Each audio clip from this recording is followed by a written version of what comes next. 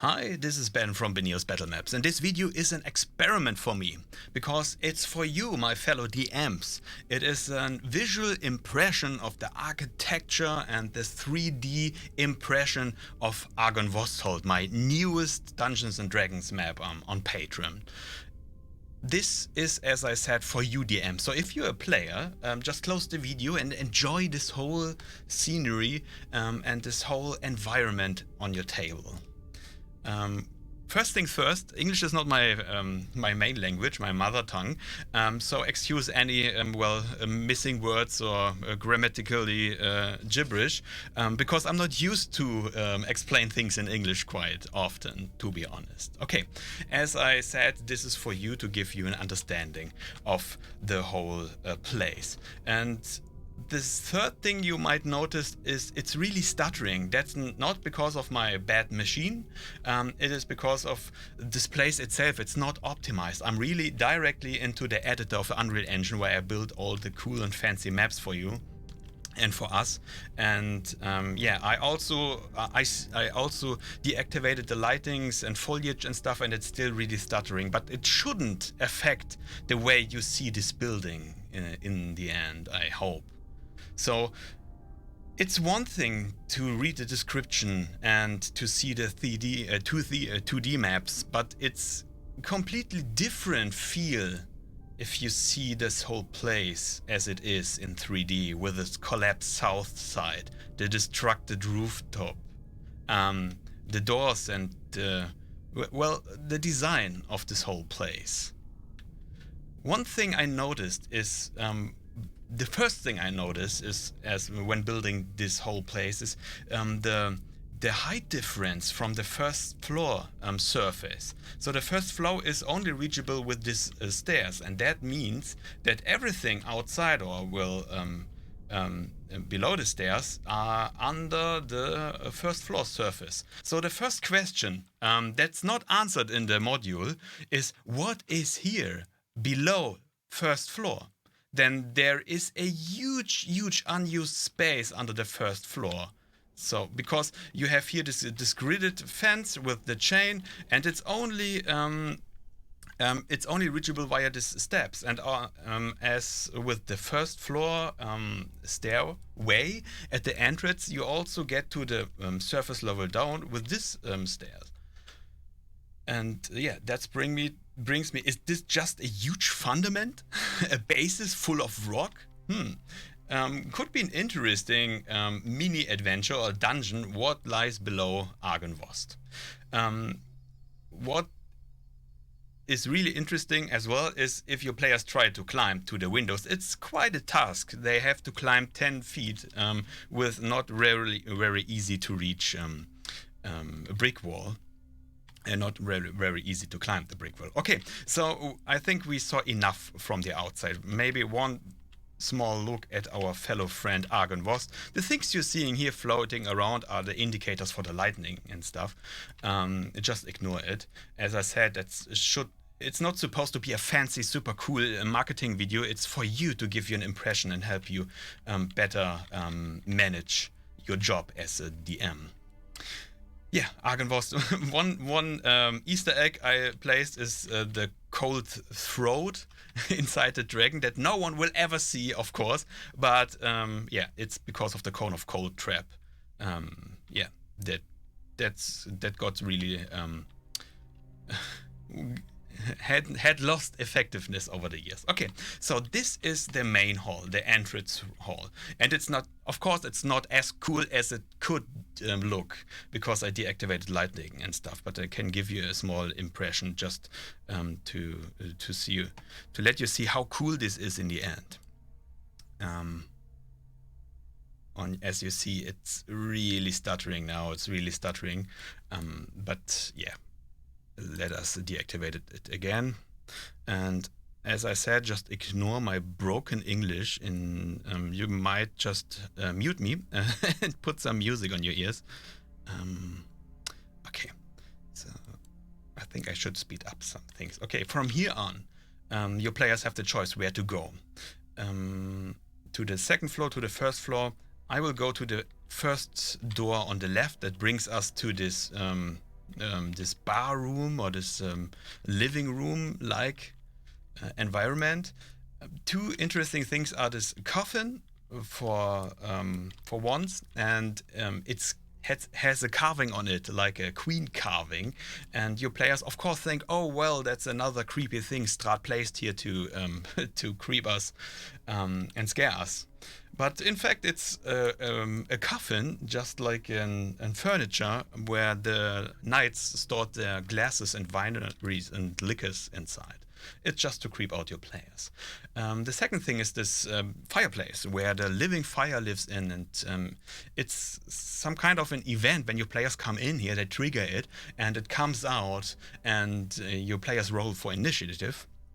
And if they don't attack it, then it will not attack the players. In fact, it will just leave the room and give them a creepy message. This is an empty room, just destroyed furniture. One of the, I guess it's one of the living or training rooms of the knights living here. It's Q28, if I'm right. No, it's Q7, of course. From here on, we come to this stairway, as I mentioned before, for leaving this place or coming in. With the chained grid gate. Here, this is another sleeping room for your knights. Not very mention-worthy. Let's go to the kitchen, where another small event waits for us. It's just a little bed inside this thingy they used to cook, and I don't know the right word in English, so you know what I meant. The next thing is this wine storage here, where the Dusk Elf is hiding back then. Well, it's, if you this close to the scenery, it's just a winery room in the end to store. Of course, everything is not tasteful yet. It's just powder left inside a big, huge barrels. Here we have the secret door that leads us back to this living room. And from here on, we come back to the main hall. Here, those three doors until there to the left, all leads to this this ballroom, this former ballroom that's now the house of 9 giant spiders attacking your players when they're coming in.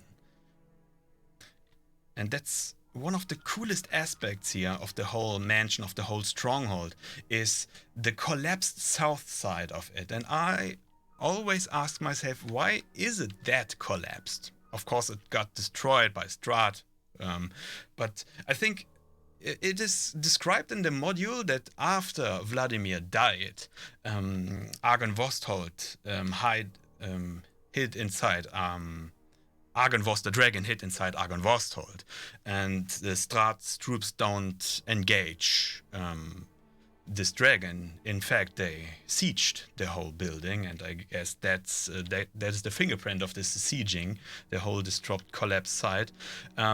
What brings us to the detail that they must attack from the south side. And if you look at the map, that even makes sense, based on the geography of this environment. Okay, let's go down to the most interesting thing, the chapel and this dining room. From the ceiling, there's a lot of wetness coming down from the destroyed rooftop at the first floor and the destroyed bathroom at top of here.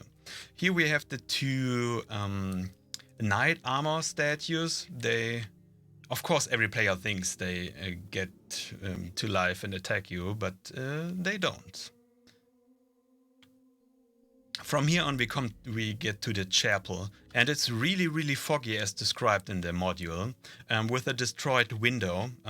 I symbolized that window with this flag wobbling in the wind. From here on, we have the stairways up to the tower. And in the module, they wrote you can look down to the uppermost floor, and that's quite a view. If we can go up here, it's really interesting how far it goes up, with all the different floors between it, and of course even further up to the beacon itself that can be lit when bringing back the skull to the mausoleum. Sorry for the stuttering. That's really because I have this high quality. I don't the texture size and everything. I don't care in the end. I just want the best quality, and of course you can't use it as a playable level, but as a really great adventure. Okay, this is the chapel. I think you get a feeling of it. The banners itself, that's just freedom of art. I have a color theme. I think it would fit for them. It's white and red. White for the pure soul, and red for the strength and the blood they are able to spread. Okay. From here on we can go to the graveyard, and that's another really creepy and cool place. And in 3D it looks so small. It looks so small. Everything is based on the real measurements they provided us in the module. So the height, the grid itself is of course a really great measure to measure height and length and of course the whole scene. So walking through shows you how small this graveyard in the end is. But the view on top is really great. You have this medieval feel of these towers and those small windows able to that brings the ability to defend this place pretty well. And it looks more like a stronghold from the medieval time than a place to pray. It's really the combination of a war chapel, a chapel, and the bastion or the stronghold itself. Up there we have this this small figure I placed just for the event when the players look up to Q49, I think it was. They were spotted by this anonymous dude. Here we have the mausoleum of Argynvosthold, and if we go inside, we see everything as described. If the players put in here the skull of Argynvosthold, they will lighten up the beacon and bring hope to the land once again. And some of the graves, I think it was 6 or 5 are opened because the revenants get up when killed, because their oath is still intact.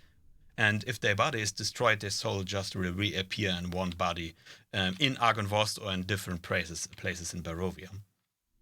So you can see some of the places are just collapsed because some of the dead revenants just crawled out of the grave again. Okay, that's it for the first floor. Let's go to the second floor. The stuttering is really torturing even me, and I am able to move. I hope you won't get any kind of motion sickness. As I mentioned before, this staircase goes up and up and up and up and up and up. From here you can go to, I guess, the sixth floor from here on. And here you will of course have the ghost encounters as well. So second floor brings us to, let's go to the main hall. I think it's easier for you to understand where we are and where we're going to. Let's go to this hall, to the collapsed rooms. They are the least interesting rooms in the whole building, so I will show them just for once for the sake of completeness. But won't waste any more time on them. This is my interpretation of Argynvosthold. Well, it's stated it's a noble man wearing an armor, and on the other description of him standing on the window, he's described as a man with beard and hairy face. So I really like this interpretation. It's absolutely not what I expected, but as often I look at this picture, I really start to like it more and more and more, because it's so strange and fits really well in this weird time, in this weird environment. It's not the handsome king dude you would expect, Jaime Lannister style. It's it's quite special. The next floor is this one. This is as well a normal bedroom for the guests. Has some cool details, but story-wise, it's not really mention-worthy. Another bus as well as all over the place. So, here you see we have the stone wall. It's because of the stone wall trap. Here we are at the moment in area Q25. Let me just put this back.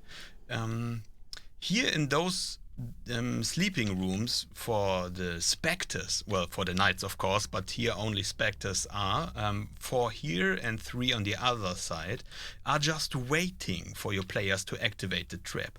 The door is locked and can't be opened very easily. But if they come to the field in front of the doors, one or the others, this stone trap, stone wall appears like created from the Wall of Stone spell in Dungeons and Dragons. And then, sorry. And then the doors open, and in some there are 7 of the specters attacking your players from both sides. That can be quite nasty, to be honest, if they are really low until this point, because in the first floor, I forgot to mention, there is this huge encounter. Well, I think it's huge because every group I led to this place nearly got stomped here from the 3 revenants praying at the altar. So if they come up low and stumble into this next encounter, that can be quite challenging and, to be honest, deadly. Okay. From here on, we can go to the second... I'm so used to travel through this building and you aren't, so I should give you the chance to understand where we are. We are on the second floor on the north wing, and here we have the second guest bedroom with the fireplace once more. But in this fireplace there is a smoke method waiting for your players, but also escaping, and is not a harm for your players. To be honest, it's not as bad for your players to rest here, because they can barricade the door, and we all DM knows players love to barricade their sleeping spaces in this kind of environment. Okay, well, let's move on the second floor. Here we have this curtain. I'm like the English word here. It's just where the stairway is from the architecture kind, but here is no stairway. In fact, it's just some kind of balcony.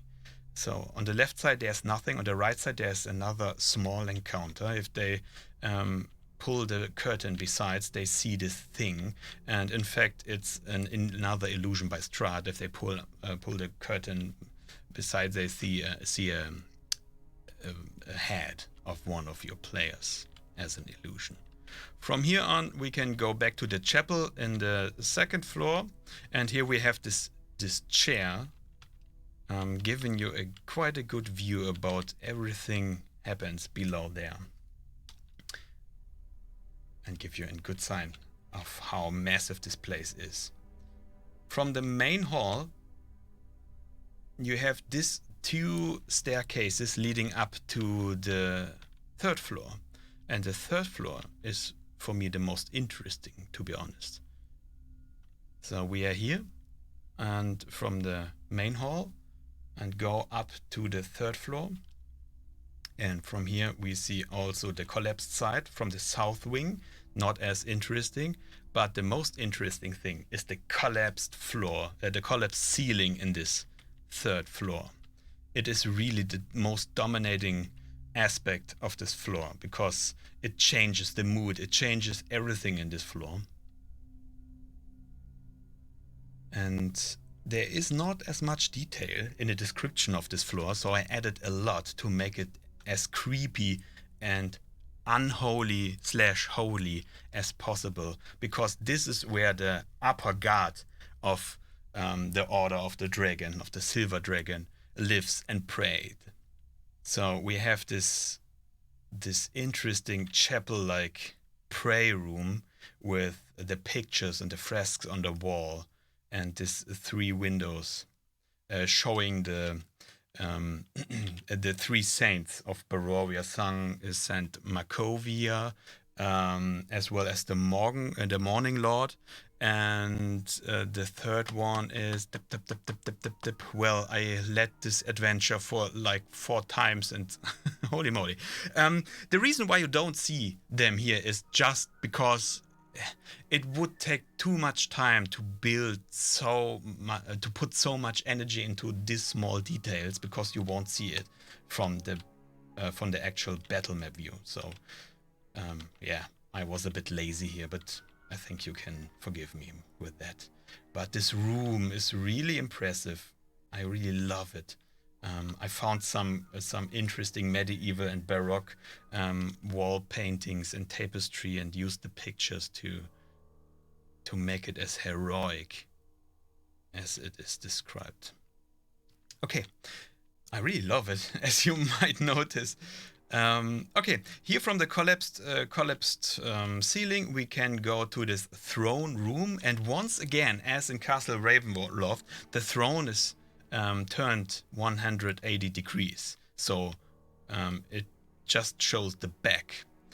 And from here on, Vladimir is resting and waiting, and if your players want to, well, attack him, or want to have his sword, as stated in the tarot card reading, that could be also a really tough fight.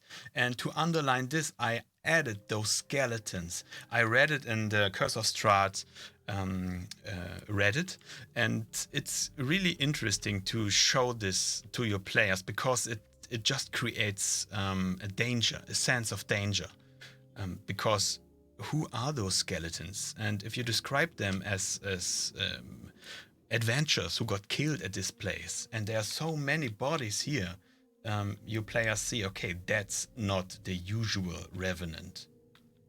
He is quite an opponent, with all his specters spawning when their players attacking. Here we come to Argynvosthold himself's rooms, the library that is devastated, and his treasure chamber, and all walls are with lead. I guess it's to make the things that once were hidden in this place not detectable by spells, because as we know, all those detect magic and locate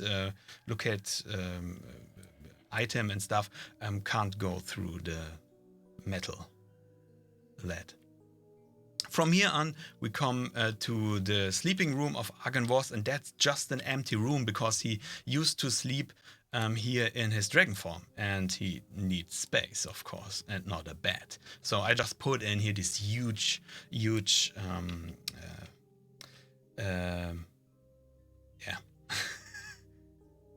Teppich, as we would say in German.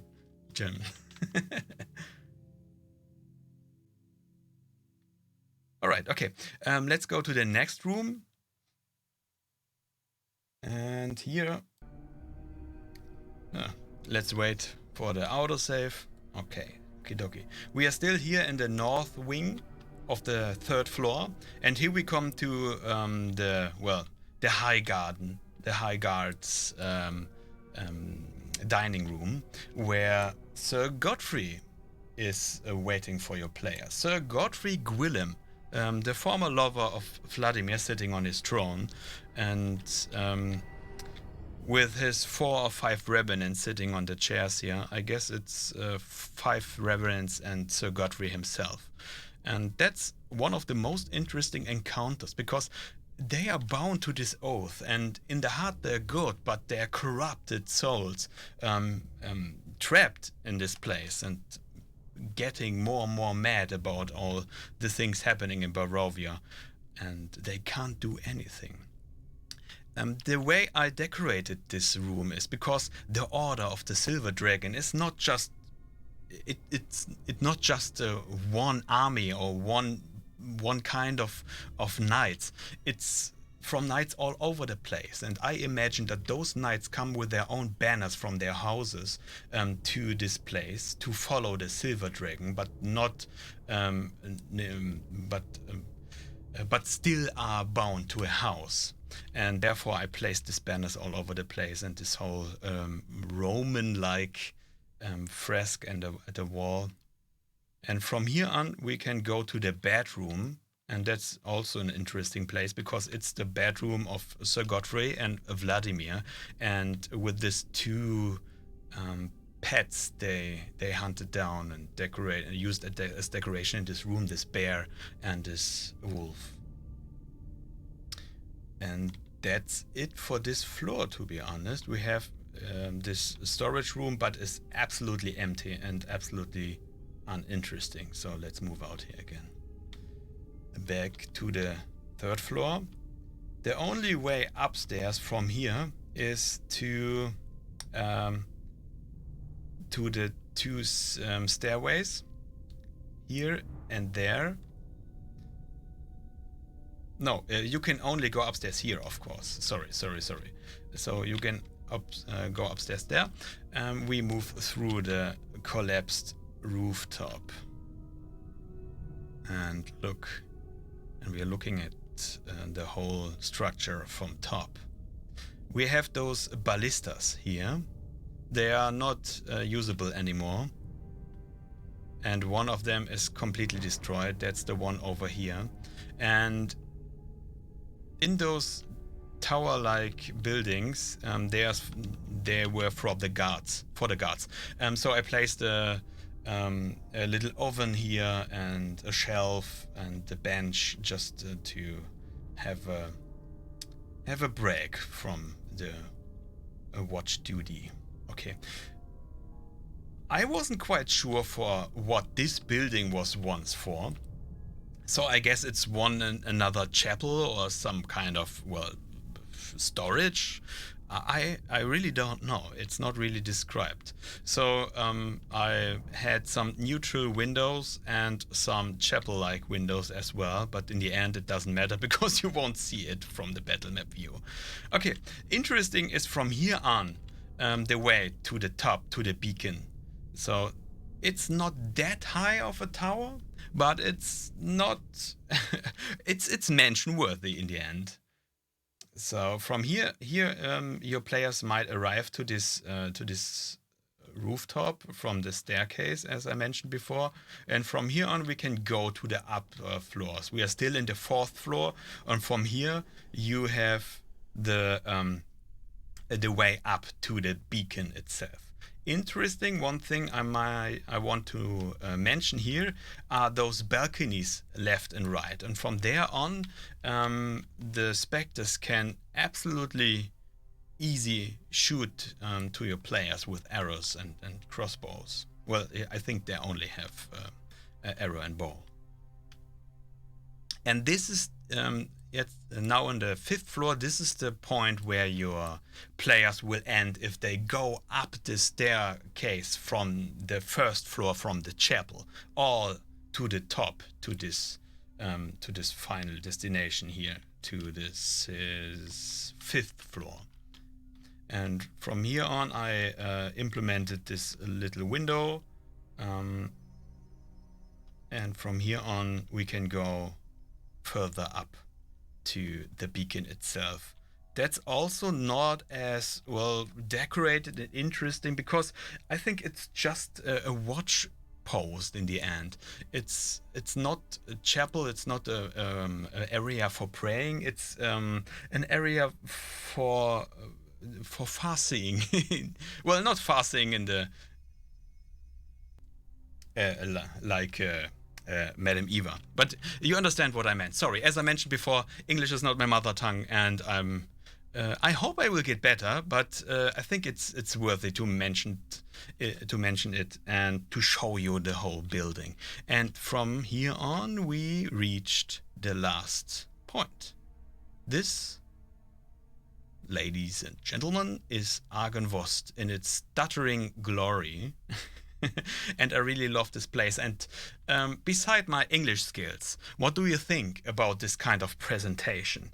Does it help you understand the place? Does it help you to bring the mood to your players, to describe how it feels and how big those aspects of these buildings are compared to each another?